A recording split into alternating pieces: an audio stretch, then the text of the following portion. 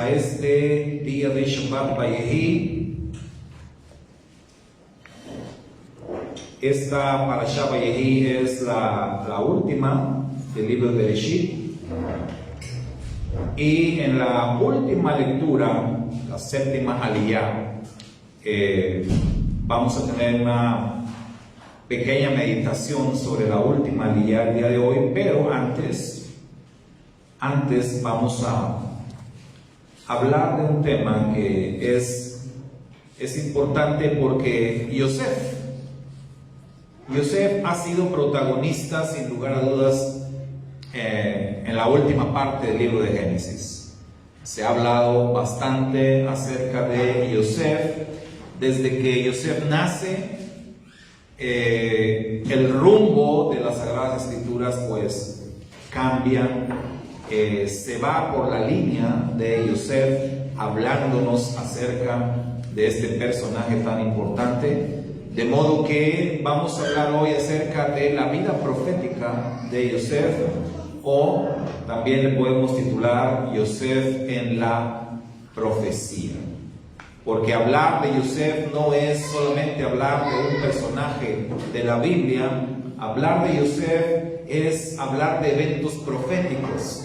Hablar de Yosef es hablar de cosas que tienen que ver mucho con nosotros hoy en día. Hablar de Yosef es hablar del plan de redención del Eterno.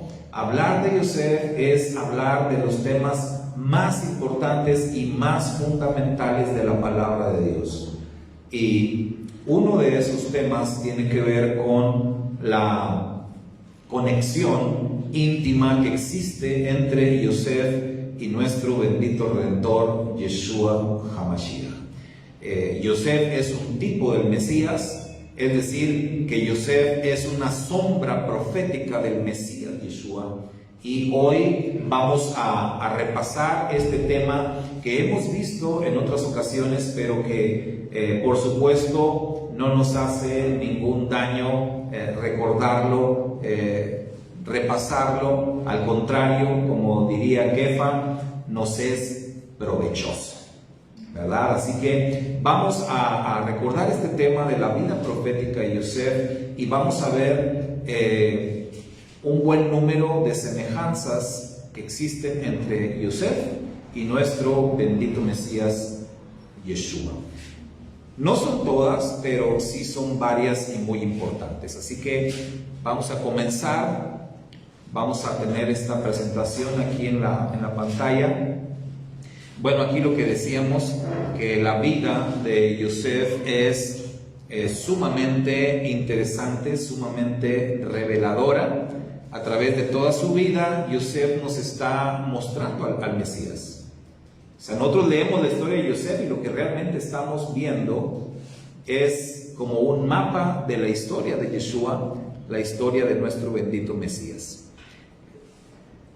Aquí vamos a empezar con las semejanzas que hay entre ambos. La primera que vamos a destacar es que Yosef, de los 12 hijos del patriarca Jacob, Yosef fue el hijo más amado.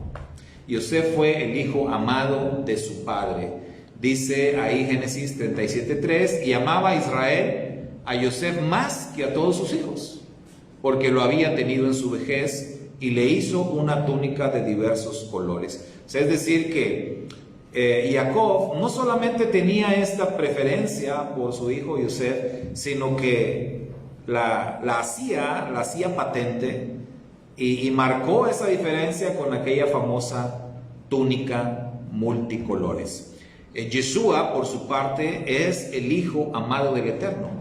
Lucas capítulo 3 verso 22 dice que descendió la presencia divina sobre él, sobre Yeshua, en forma corporal como paloma, y vino una voz del cielo que dijo: tú eres mi hijo amado, en el cual me complazco, o en ti tengo complacencia. Entonces, Yeshua y Yosef tienen esta conexión, tienen esto en común, primeramente, que ambos son los hijos más amados. Hay muchas personas que dicen, yo soy el favorito de Dios, ¿no? He escuchado personas decir así.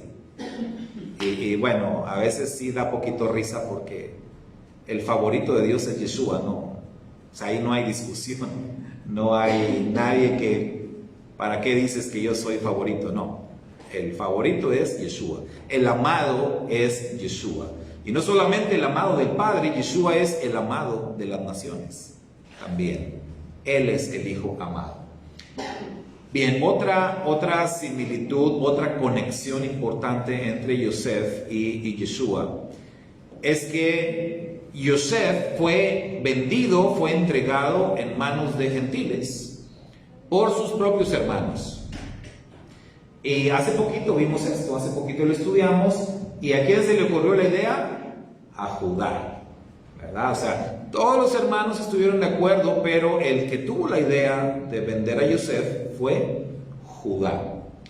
Dice Génesis capítulo 36, versos 26 y 27. Entonces Judá dijo a sus hermanos: ¿qué provecho hay en que matemos a nuestro hermano y encubramos su muerte?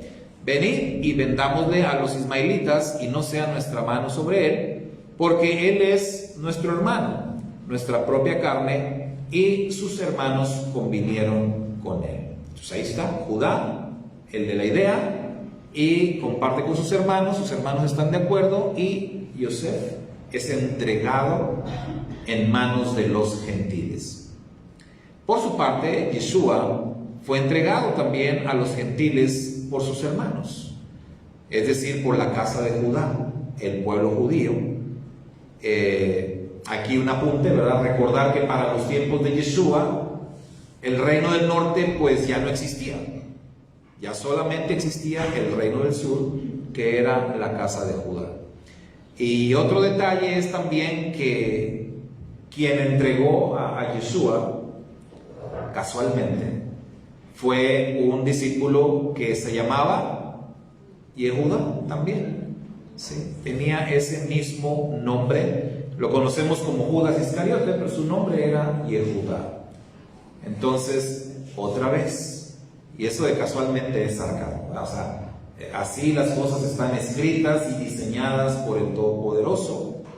Y fue Yehuda quien entregó a Yeshua.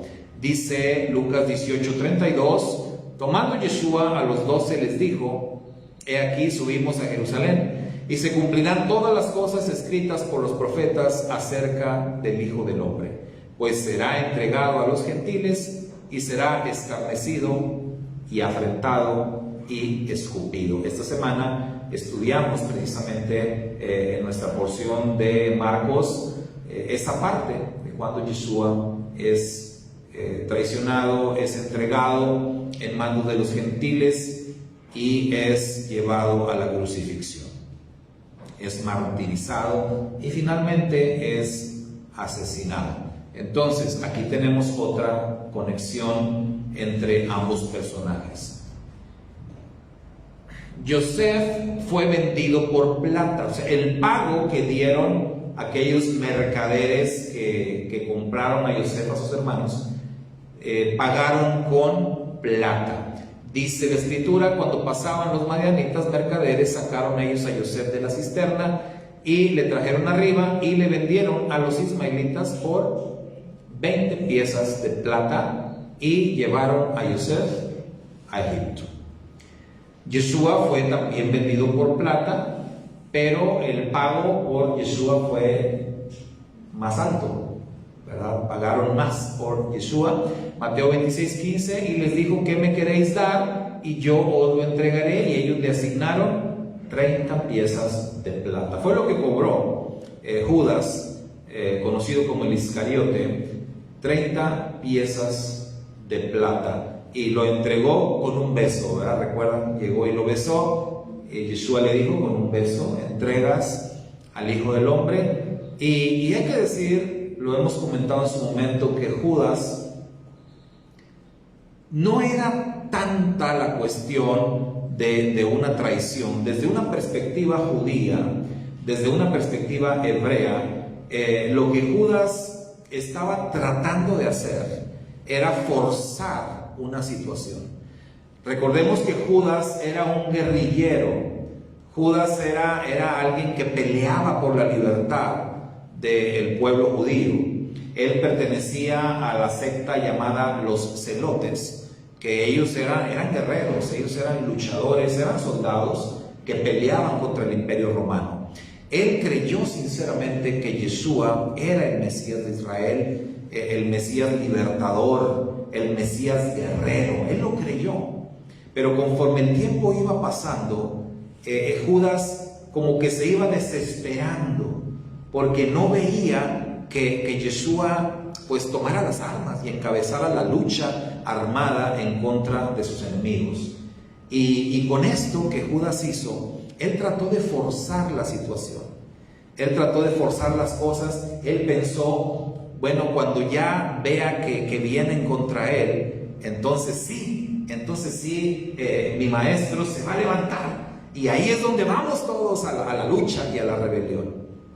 Cuando él vio que las cosas no sucedieron así, y cuando él vio que Yeshua era llevado a la muerte, él mismo decidió quitarse la vida. Judas cometió muchos errores terribles, errores imperdonables, pero si hay que decir algo es que en su momento las cosas que hizo, las hizo con sinceridad. Pero se equivocó terriblemente y cayó de la gracia y su alma se perdió. Entonces esa es una llamada de atención muy fuerte para todos nosotros, porque dentro de las comunidades de creyentes puede haber personas así como Judas que tengan una fe sincera, pero que también sinceramente se equivoquen y tomen el rumbo equivocado. Entonces atención con esto que le pasó a Judas el Iscariote.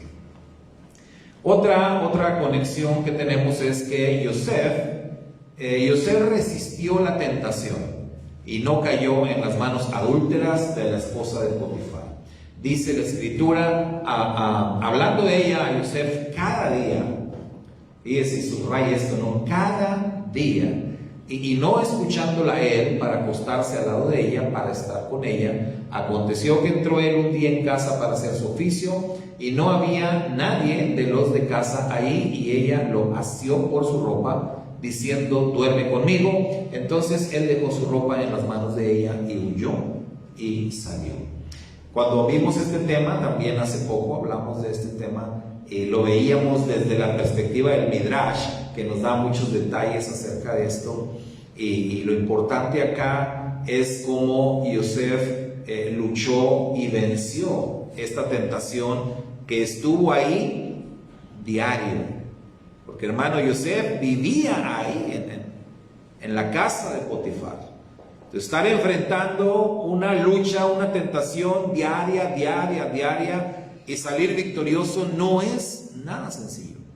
Yosef lo hizo, y por su parte el Mashiach Yeshua, también nos dice la escritura, dale clic, ahí está, Yeshua fue tentado en todo, pero sin pecado. Hebreos 4:15 nos dice esto, porque no tenemos un sumo sacerdote que no pueda compadecerse de nuestras debilidades, sino uno que fue tentado en todo, según nuestra semejanza, pero sin pecado. Entonces, Yeshua nunca nos pide a nosotros hacer algo que Él no haya hecho. Y la escritura nos enseña que Yeshua puede comprendernos, porque cuando Él vino a esta tierra, Él enfrentó todo tipo de tentaciones. Él enfrentó todo tipo de situaciones igual que nosotros enfrentamos. La diferencia importante es que Él nunca cayó en la tentación. Él nunca cometió pecado. Entonces Yeshua es el vivo ejemplo de que sí es posible vivir una vida perfecta en esta tierra. O sea, Él vino a demostrar que sí es posible. Entonces muchos dicen, no, pero bueno, es que Él, su divinidad, no, Él vino como hombre. Por eso Él vino como hombre, 100% hombre, para demostrar que como hombre es posible vivir en obediencia y en sujeción a los mandamientos del Eterno y soportar las tentaciones y vivir apartado del mal. y como hombre lo demostró. Él tuvo la asistencia del Espíritu del Eterno exactamente igual como usted y yo la podemos tener. La misma asistencia que Él tuvo la tenemos nosotros también, de manera que no hay ahí ninguna diferencia. Él nos muestra un camino que es el camino que debemos de seguir. Entonces, en esto también hay esta semejanza entre Yosef y entre Yeshua. Yosef fue acusado y fue castigado de un crimen que nunca cometió.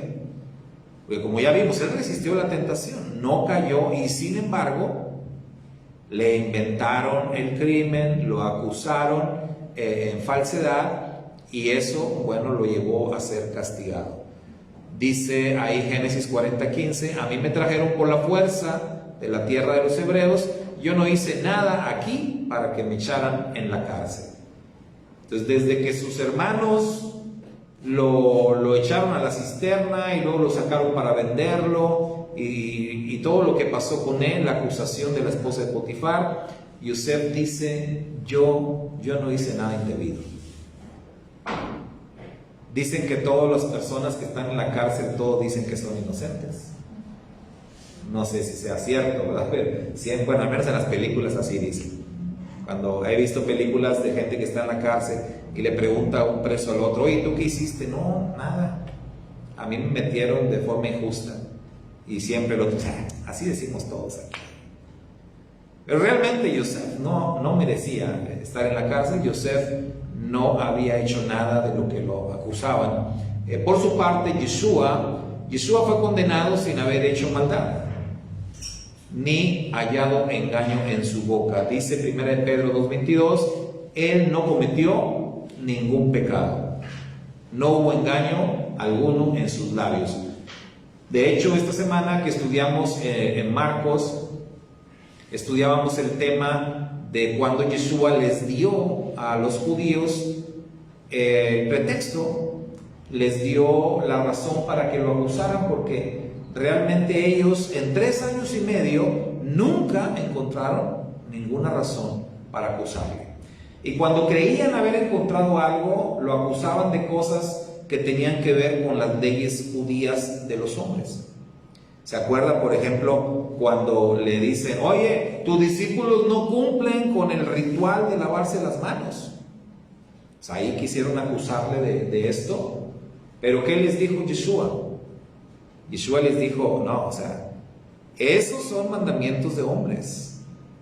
O sea, ellos cumplen con lo que se tiene que cumplir, con la palabra escrita, con los mandamientos del Eterno, pero con los mandamientos de hombres, pues no hay una obligación, no se está transgrediendo realmente algo de parte del Eterno. Y aún hasta el final de su vida, Yeshua no quebrantó de ninguna manera la Torá del Eterno. Al final de cuentas, ¿recuerdan cuál fue la razón por la que lo acusaron? ¿Cuál fue el motivo? La blasfemia. Porque dijeron, blasfemia ha dicho, ya no necesitamos testigos, ya no necesitamos ninguna otra cosa, todos lo escuchamos blasfemar. Y por esa blasfemia, la ley judía lo condenó a muerte. ¿Se acuerdan? Lo vimos apenas esta semana. ¿Cuál fue la blasfemia según ellos que Yeshua había dicho?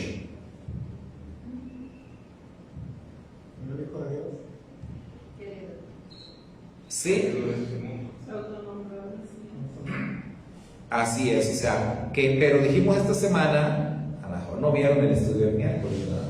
Pero dijimos que la acusación en sí se basó en que pronunció el nombre sagrado. Pronunció el nombre sagrado, y existía una ley de prohibición en el pueblo judío que no permitía a nadie pronunciar el nombre sagrado. Solamente el sumo sacerdote podía pronunciarlo, solamente una vez al año, en el día de Yom Kippur, pero nada más. Esto era una ley rabínica.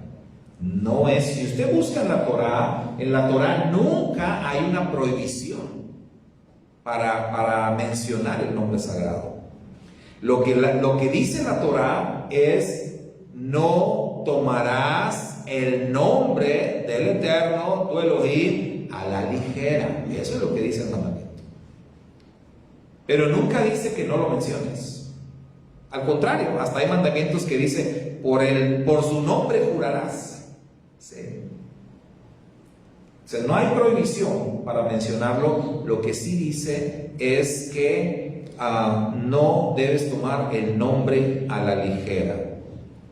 Y dijimos qué es lo que esto significa. Y bueno, aquí va la explicación rapidita, con saludos para mis hermanas de Argentina que me preguntaron, y disculpen que no les he respondido, esto acerca de el nombre, de qué es lo que quiere decir ahí no tomar el nombre a la ligera. Hermanos, el nombre, cuando la Escritura habla del nombre, está hablando de la persona misma. O sea, no es solamente el nombre, así literal. Está hablando de la persona, ¿sí? De la persona, de todo lo que es la persona, de todo lo que representa. Entonces, no tomar el nombre del Eterno a la ligera significa no tomar a la ligera sus instrucciones, no tomar a la ligera sus palabras, no tomar a la ligera su persona, su carácter. Todo, absolutamente, no solamente el nombre. Uno de los errores que se ha cometido es pensar que ese texto hace referencia literalmente solo al nombre, y no es así. Tiene que ver con todo lo que es la persona, con todo lo que la persona tiene, posee. Entonces, no tomar el nombre a la ligera. Para poner un ejemplo, querría decir como cuidar la creación, por ejemplo. Cuidar la creación del Eterno. Si no cuidamos la creación, estamos tomando su nombre a la ligera, porque Él es el dueño de todo esto. Él es el creador de los cielos y la tierra. Si nosotros contribuimos a la destrucción del planeta, si nosotros somos personas, por ejemplo, que andamos de cochinos tirando basura, haciendo cosas que perjudican al planeta, entonces estamos tomando el nombre del Eterno a la ligera. ¿Me explico? Y así, o sea, si hacemos cualquier cosa que quebrante alguno de los mandamientos, si hacemos cualquier cosa en contra del Eterno o de su posesión, que es la creación, en contra de sus ordenanzas, en contra de sus planes, etc., estamos tomando su nombre a la ligera. Entonces, no es solamente el nombre literalmente, porque a final de cuentas, como hemos dicho en otras ocasiones, pues ni siquiera sabemos en realidad cuál es su nombre. Con certeza no lo sabemos.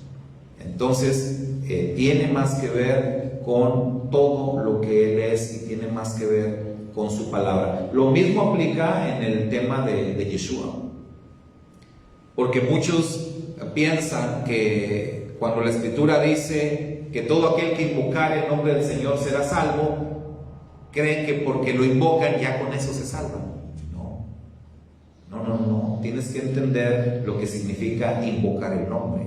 O porque yo creo en su nombre y entonces en su nombre pues ya alcanzo la salvación, o en su nombre esto, o en su nombre aquello. No, tenemos que entender que el nombre significa todo lo que la persona es, todo lo que la persona dice, todo lo que la persona posee. Creer en el nombre de Yeshua, entonces, es andar como Él anduvo, seguir su ejemplo, parecernos más a Él, obedecer sus mandamientos, etcétera, etcétera. No nada más decir creo en su nombre, o no nada más confesar su nombre. Amén. Muy bien, continuamos. Yosef fue sacado de la cárcel. La cárcel, en el caso de Yosef, la cárcel está representando la muerte. Normalmente las personas que eran enviados a la cárcel en Egipto, era ya sentencia de muerte. O sea, las personas ahí era raro, en realidad era muy raro que salieran de la cárcel. Esto representaba muerte, tumba. Por lo general se quedaban ahí hasta que morían. El faraón mandó llamar a Yosef y enseguida lo sacaron de la cárcel, luego de afeitarse y cambiarse de ropa. Yosef se presentó ante el faraón. Por su parte, nuestro santo maestro Yeshua, ¿cuál piensa que es la semejanza aquí? Dale clic, por favor. Yeshua fue resucitado y sacado de la tumba. Si la cárcel era la muerte para Yosef, bueno, Yeshua realmente murió y fue puesto en una tumba. Gálatas 1:1 dice: Shaul, emisario no por investiduras ni mediaciones humanas, sino por Yeshua el Mesías y por Dios Padre, que lo levantó de entre los muertos. ¿Sí? El Padre levanta a Yeshua. Así como Faraón mandó por Yosef y lo sacó de la cárcel, lo sacó prácticamente de la muerte, así el Padre Eterno levantó al Hijo, a su Hijo amado, de la muerte, lo sacó de la tumba. Yosef en Egipto le cambiaron su nombre hebreo por un nombre gentil. ¿Sí? Su nombre era Yosef. ¿Qué significa Yosef, por cierto?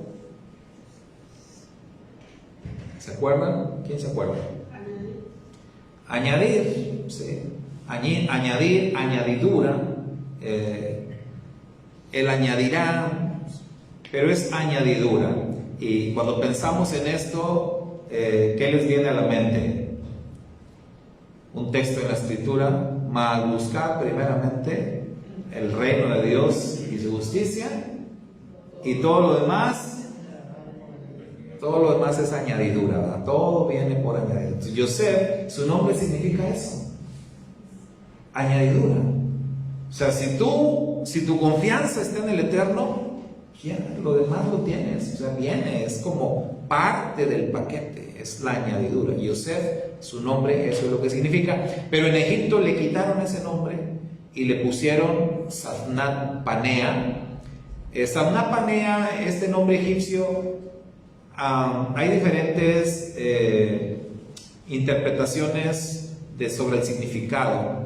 Algunos dicen que Safnat Panea significa algo así como el salvador del mundo, o el dador de la vida.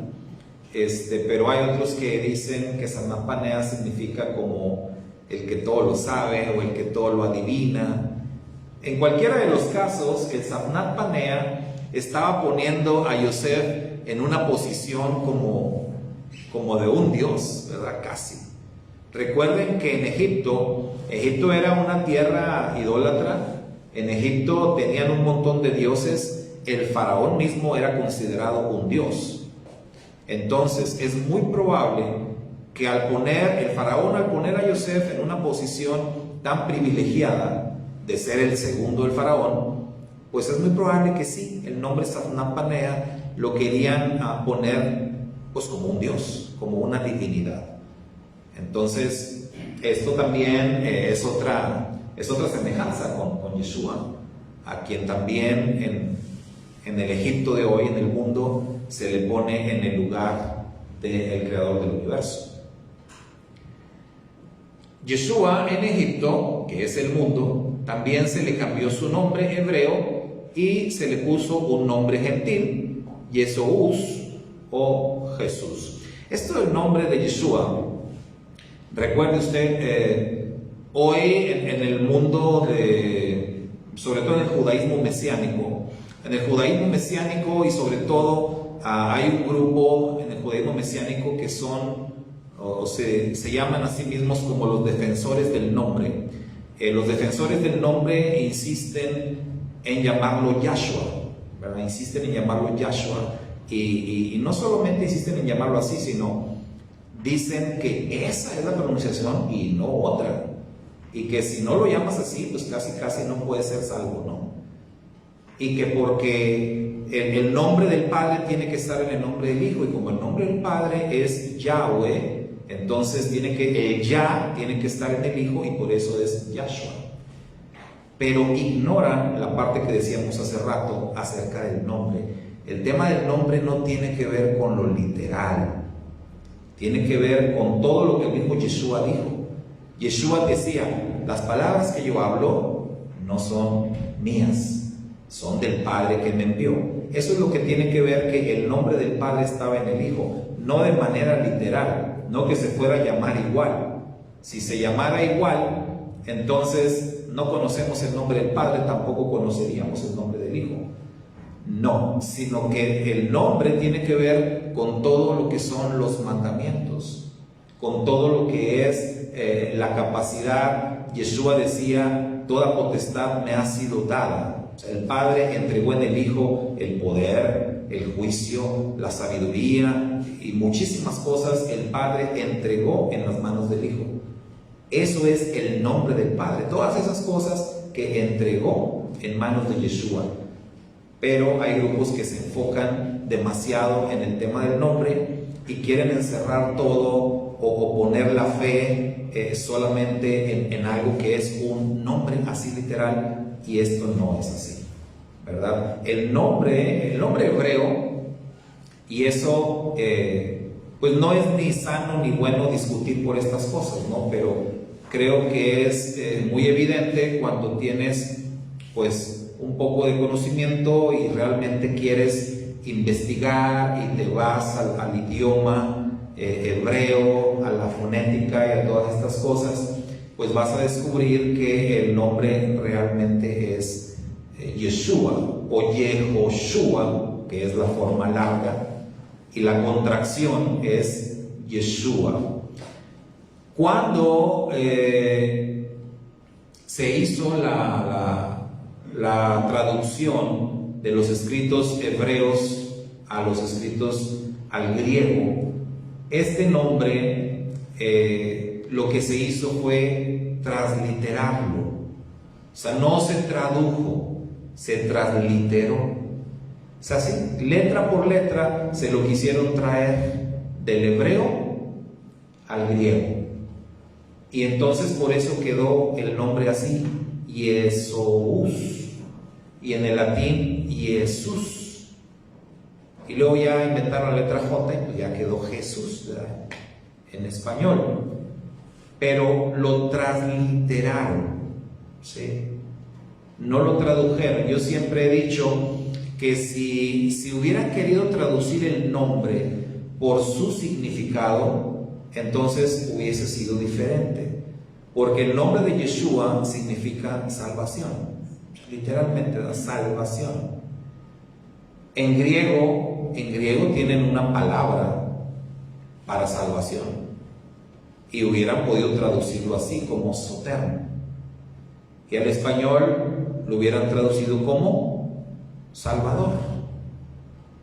Y si hubieran hecho una traducción del nombre, pero hoy sabemos que los nombres no se traducen, ¿verdad? Los nombres, pues si tú eres en inglés, si eres James, pues eres James. O sea, los nombres no se van a traducir, aunque algunos pues luego quieren traducirlo. Si eres Peter, pues eres Peter. Pedro, ¿no? Pero no se traduce. O sea, si a ti te pusieron Peter, pues te llamas Peter. Si te pusieron Pedro, pues te llamas Pedro. No es que, yo me pusieron Pedro, pero cuando voy a Estados Unidos, ya soy Peter. No, o sea, así como te pusieron, ese es tu nombre. No se va a traducir. Pero bueno, hablamos de que en caso de que se hubiera traducido, el nombre apropiado hubiese sido, en español, Salvador. Y hasta hubiera quedado bien, ¿no? Porque si piensan en aquel texto, y llamarás su nombre Salvador, porque Él salvará a su pueblo de sus pecados. Ahí perfectamente queda muy bien. Pero no, el texto dice, y llamará su nombre Jesús, porque Él salvará a su pueblo de sus pecados. Jesús realmente no queda, porque Jesús no quiere decir nada. Yeshua sí, porque Yeshua significa salvación. Entonces, y llamará su nombre Yeshua, porque Él salvará, porque significa salvación, Él salvará a su pueblo de sus pecados. Pero bueno, transliteraron el nombre y por eso es que le conocimos y el mundo le conoce como Jesús, por esa transliteración que se hizo del nombre. Ya el tema de El tema de que si es un nombre blasfemo o no, porque también muchos dicen que Jesús es un nombre blasfemo. No es eso, no es que sea Jesús un nombre blasfemo. Lo que pasa es que, y esto puede pasar en cualquier idioma, si tú tomas un nombre o un concepto de cualquier idioma y lo quieres trasladar a otro idioma cualquiera, es muy probable que tu nombre en otro idioma signifique alguna cosa rara, ¿no? Algo extraño, ¿sí? Y eso es lo que pasa. Pero como ya dijimos, el nombre se transliteró y terminó siendo Jesús en latín, ¿no? Y lo que pasa que si esa palabra Jesús o Jesús te lo llevas al hebreo, ¿qué tenemos? A ver, los estudiantes de hebreo. Sus, ¿se acuerdan? ¿Qué quiere decir sus? ¿Mande? Caballo. Sus quiere decir caballo. Y con el G que se le pone ahí antes sería como mira el caballo. Y no estamos diciendo que esto fue algo así adrede, porque ya dijimos que se transliteró. Pero si tú te lo llevas de regreso esto al hebreo, ahí dice mira el caballo. Y por eso es que dicen algunos, como el letrero que se escribió en la cruz se escribió en diferentes idiomas. Entonces dice que los judíos que hablaban hebreo pasaban y miraban la letra ahí en griego o en latín, y para ellos era como motivo de risa. Dice, mira el caballo. ¿Fue adrede o no? Bueno, yo no sé. Pero si tú te llevas esa palabra al hebreo, significa mira el caballo, y es como una burla, ¿sí? Incluso está por ahí el famoso graffiti de Alexamenos, que es un documento arqueológico. Usted lo puede consultar ahí en internet, en Google, el graffiti de Alexamenos, que es una pintura que se encontró muy antigua, en donde está precisamente un hombre con cabeza de caballo crucificado y otro hombre arrodillado ante él. Y hay unas letras que en griego dicen Alexamenos adora a su Dios, a manera de burla. Entonces quiere decir que históricamente sí se tomó eso como motivo de burla, ¿verdad? Como motivo de blasfemia. Sin embargo, para nosotros, que nuestra primera lengua no es el hebreo, pues no es como que si digo Jesús estoy blasfemando, ¿me explico? No es como que esté blasfemando. Sin embargo, pues si yo conozco el nombre correcto, que es Yeshua, ¿para qué le voy a decir Jesús? Eso es diferente. Pero bueno, a él le quitaron su nombre, igual que Yosef, y le dieron un nombre gentil. Yosef le fueron cambiados sus atuendos en Egipto de tal manera que dejó de ser en su apariencia un hebreo. Esta es otra de las razones por las cuales sus hermanos no lo conocieron.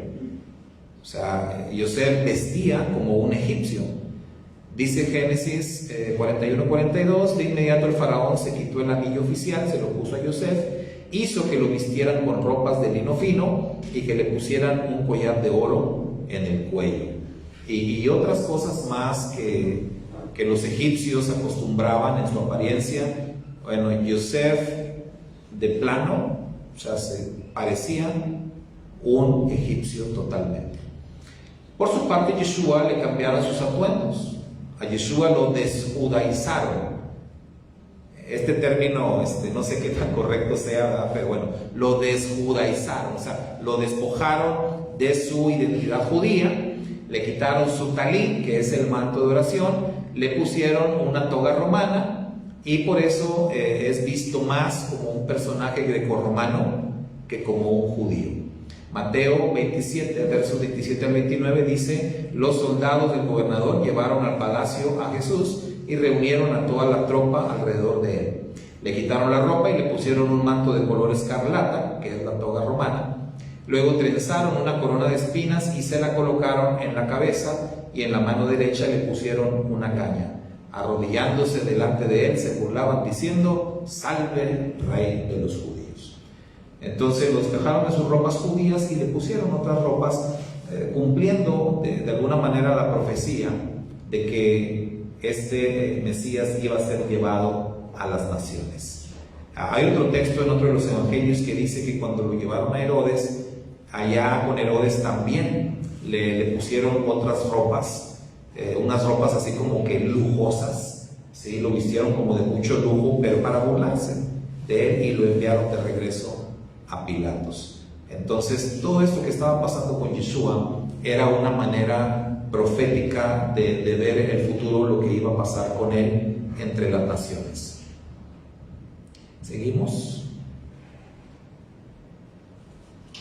Muy bien, Yosef fue rey en Egipto y fue reconocido y fue respetado entre los egipcios. Ahí está el texto, Génesis 41, versos 40 al 43. Definitivamente, o sea, Yosef llegó a ser el segundo del faraón, imagínense. O sea, todo el mundo en Egipto adoraban a Yosef. Realmente lo trataban como un dios. Lo veneraban. Donde Yosef pasaba en su carro, todo el mundo le hacía reverencias, no solamente por el nombramiento que Faraón le dio, sino porque toda la gente en Egipto estaban agradecidos con lo que Yosef había hecho por ellos. Les había salvado la vida a todos, y entonces por eso él se volvió reconocido y respetado. Por su parte, nuestro Redentor Yeshua ha sido reconocido como rey en el mundo por los gentiles, y hasta el día de hoy podemos decir que él reina entre los no judíos de una manera mayoritaria.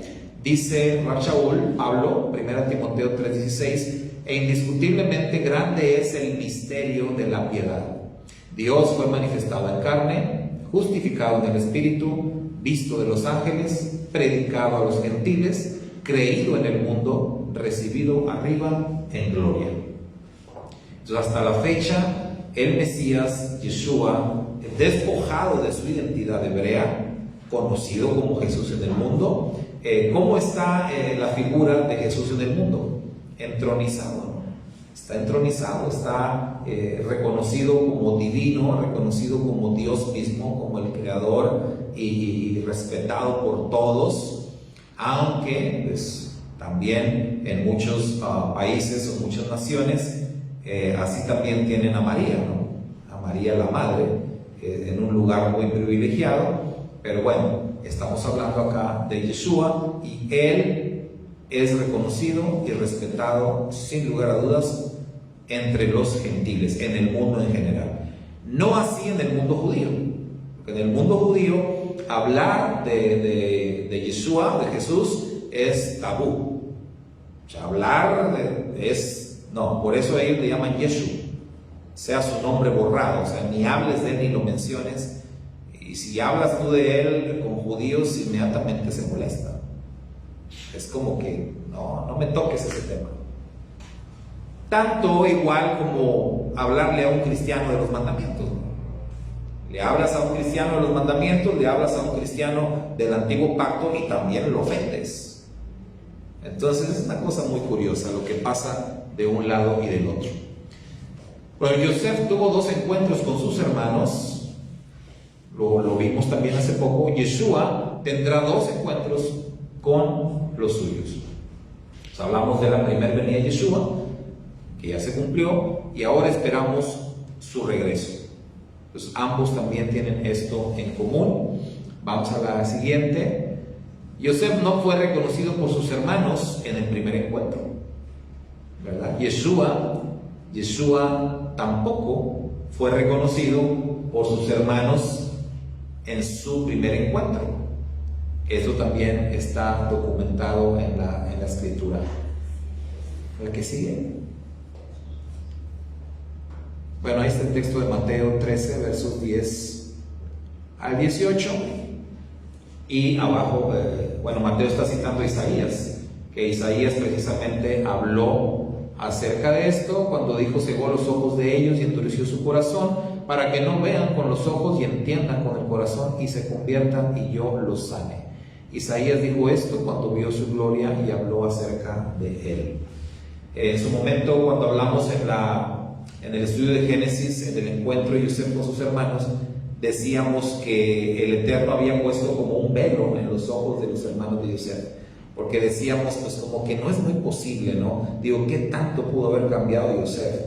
Si lo dejaron de ver a los 17 años y lo ven 22 años después, pues sí, uno cambia y todo, pero yo creo que tenían que reconocerlo.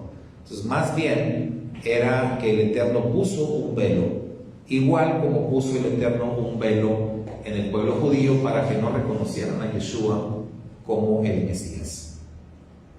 Yosef, en su segundo encuentro, se dio a conocer a sus hermanos. O sea, no fue que ellos lo conocieran. Yosef se dio a conocer. Llegó un momento donde él les dijo: Ani Yosef, yo soy Yosef. Y vamos a la siguiente.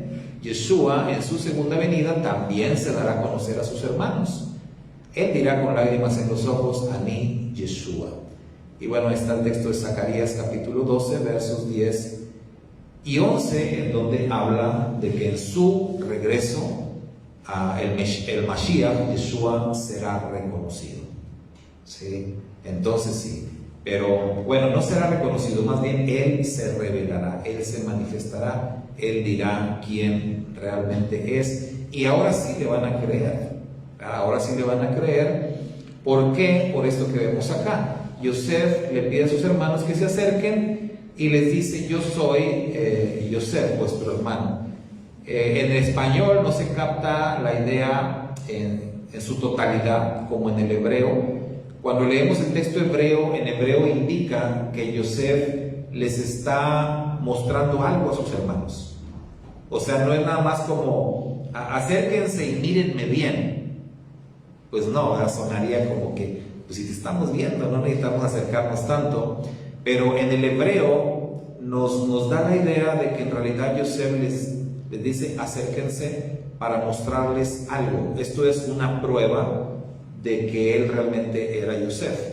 Y dicen algunos comentaristas judíos que lo que Yosef hizo fue mostrarles su circuncisión, y que por eso mandó sacar a todo el mundo de ahí. Dijo: se me salen todos, ¿verdad? Nada más se quedan ellos y yo. Y entonces les dice: acérquense, y es cuando les dice: a mí Yosef, yo soy Yosef, y les mostró su circuncisión. Y entonces ellos, ante esta prueba, se puede decir, creyeron, o mejor dicho, ya con esto el velo del que hablábamos que tenían en sus ojos les fue quitado y pudieron ya reconocer a Yosef.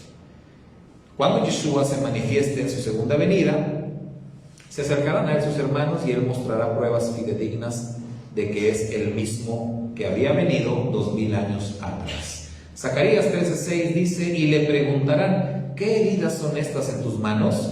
Y él responderá: con ellas fui herido en casa de mis amigos. Por eso es que los ángeles, cuando están los discípulos mirando al cielo, cuando Yeshua se despidió de ellos y se fue, recuerda que los ángeles llegaron y les dijeron: varones galileos, ¿qué están mirando al cielo? Y ellos le dicen: este mismo Yeshua, este mismo, no otro, este mismo, con las marcas, con las cicatrices, este mismo Yeshua, él regresará. ¿Sí? Y Zacarías, eso es lo que dice, y por eso dice: mirarán al que traspasaron. Él se revelará como el mismo que vino hace 2000 años. Yosef perdonó a sus hermanos y explicó que todo lo que pasó fue un plan de Dios con un propósito muy específico y con un propósito divino. Esto lo veíamos en la parashá de esta semana. Los hermanos de Yosef, cuando murió el patriarca de Israel, ellos pensaron: ahora sí Yosef se va a desquitar de nosotros. Y decíamos, pues había un antecedente de Esaú. Esaú había dicho: nada más que se muera mi padre, Isaac y Jacob, vas a ver. Por eso Jacob huyó Ahora los hermanos de Yosef piensan, ahora que murió nuestro padre Yosef, va a cobrar venganza. Yosef se entristeció por eso, su perdón era genuino hacia sus hermanos y vuelve a ratificarles el perdón y les habla con palabras cariñosas y los convence de que pueden estar ellos tranquilos porque realmente los ha perdonado.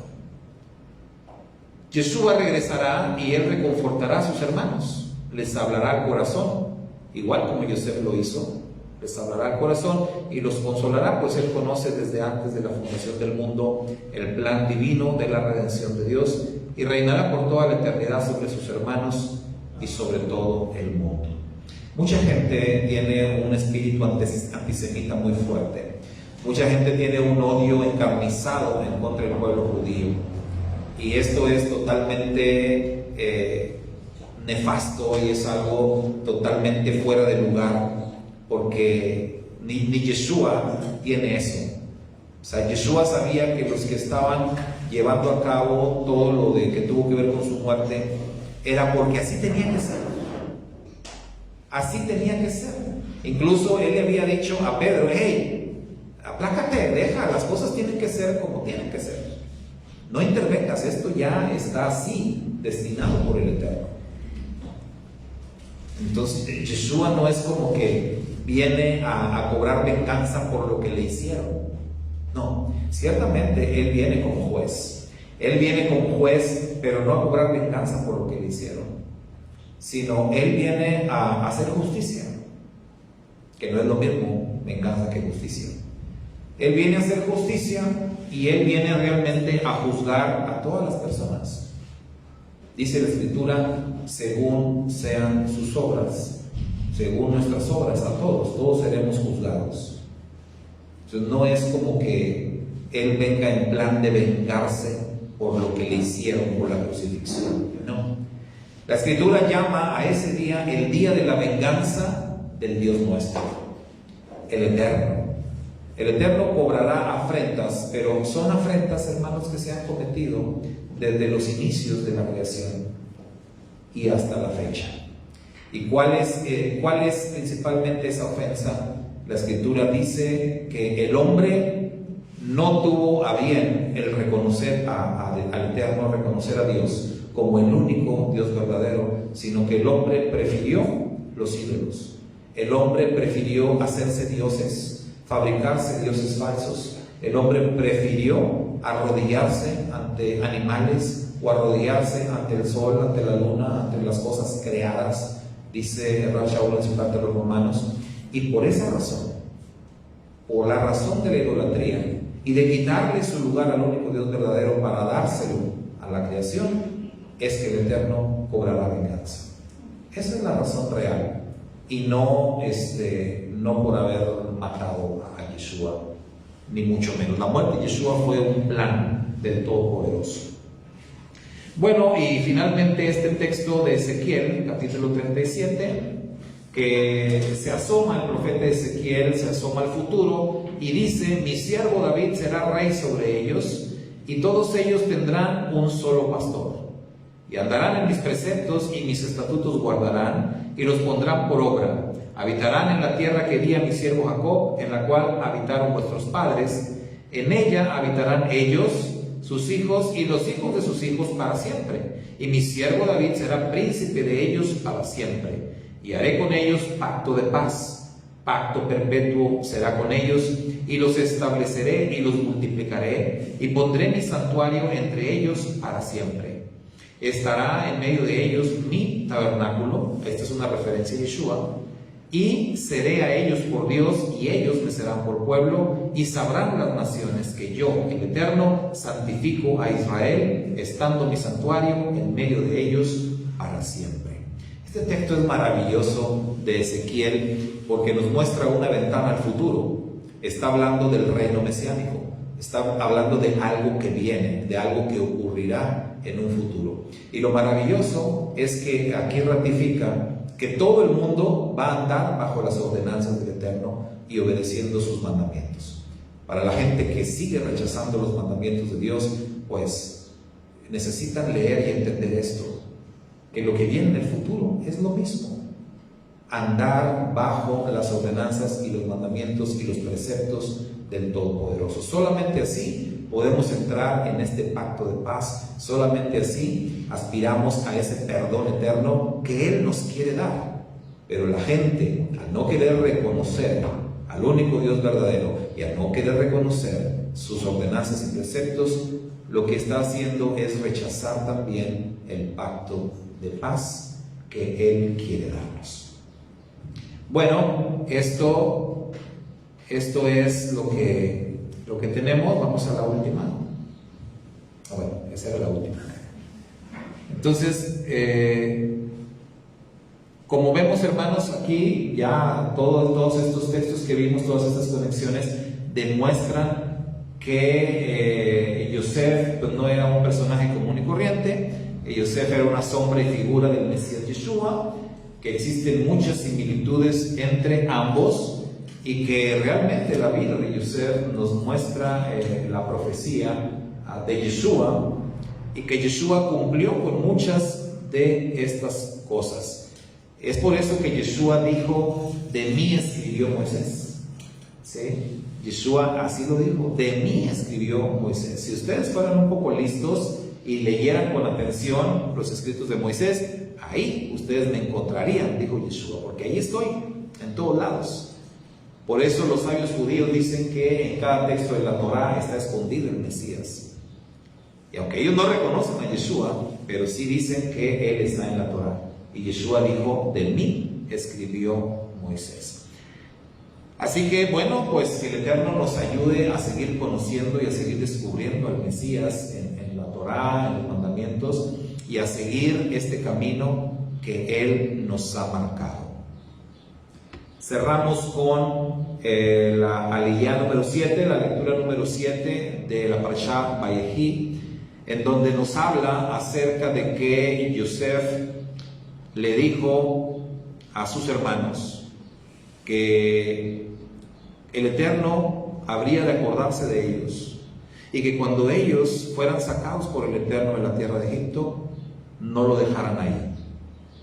Dijo: no me van a dejar aquí, sino que se van a llevar mis huesos de Egipto para que sean sepultados en la tierra de mis padres, en la tierra de Israel.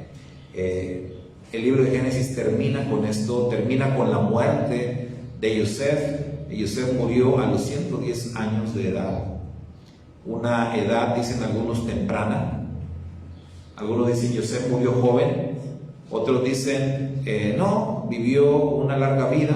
Al final del libro de Génesis se hace hincapié en el 110, 2 veces se dice, se enfatiza la edad de muerte de Yosef. Una en relación a Egipto, otra en relación a Israel. Y dicen los sabios, los 110 años de Yosef en relación a su pueblo fueron pocos, pero 110 años en relación a Egipto fueron suficientes. Y es así como lo interpretan. El Midrash dice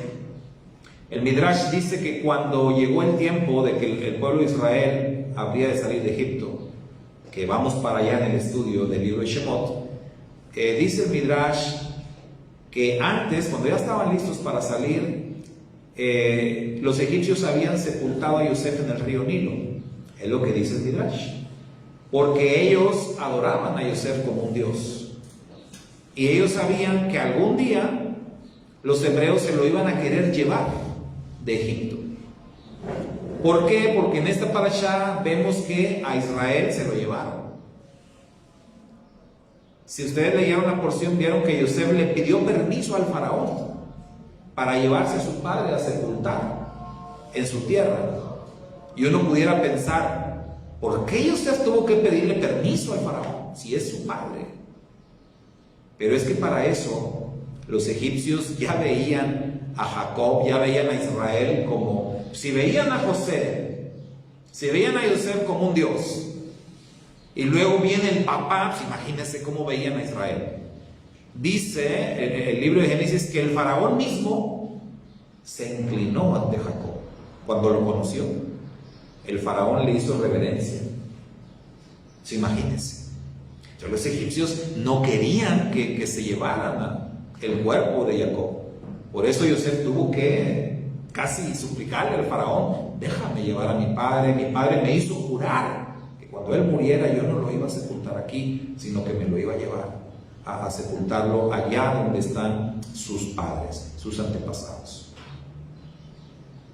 Y por eso tuvieron que llevar a cabo el ritual del embalsamiento, lo embalsamaron en Egipto, porque quizás fue la condición que el faraón le puso a Yosef.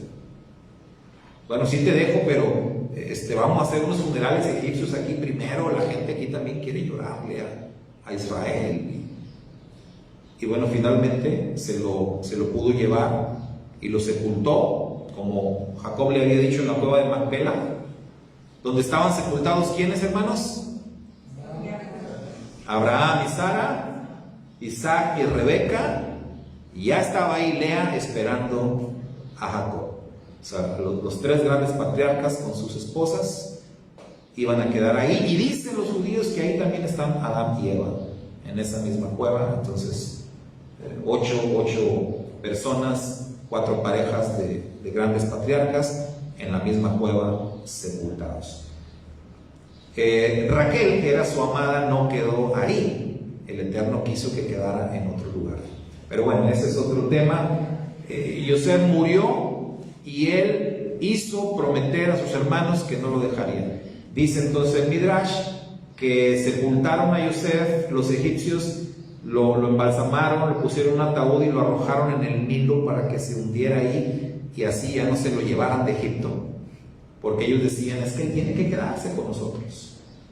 Pero dice el Midrash, hay varias versiones de esto, pero una versión dice que Moisés fue y se paró enfrente del Nilo, tocó con su vara, invocó ahí el nombre de Yosef y el ataúd flotó. Salió, lo recogieron y se lo llevaron. Y lo sepultaron en la tierra de Shem, allá donde sus hermanos lo habían vendido. Allá regresó y allá fue sepultado. ¿Qué podemos decir de esto? Yosef, como ya demostramos, es un tipo del Mesías. Yosef es una sombra profética del Mesías Yeshua.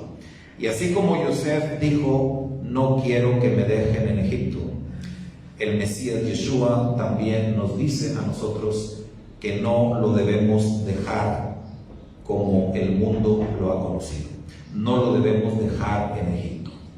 Hoy, en nuestros días, la revelación del Eterno se ha dado para que nosotros seamos portadores de este mensaje y ayudemos a mucha gente a abrir los ojos y que puedan conocer al verdadero Mesías y puedan conocer a Yeshua por su nombre hebreo y puedan conocer a Yeshua como el Mesías de Israel, no como el Salvador del mundo, no como el Creador del universo.